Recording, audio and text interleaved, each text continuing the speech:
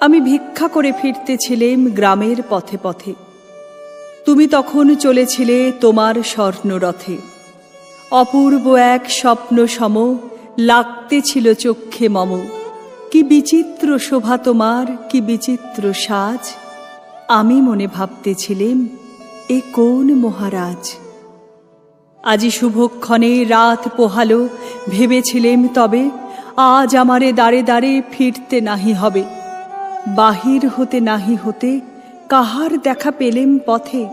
চলিতে রথ ধনুধান্য ছড়াবে দুই ধারে। মুঠা মুঠা কুড়িয়ে নেব, নেব ভারে ভারে। দেখি সহসা রথ থেমে গেল আমার কাছে এসে। আমার মুখপানে চেয়ে নামলে তুমি হেসে। দেখে মুখের প্রসন্নতা জুড়িয়ে গেল সকল ব্যথা। হেনকালে কিসের লাগে তুমি অকস্মাৎ, আমায় কিছু দাও গো বলে বাড়িয়ে দিলে হাত।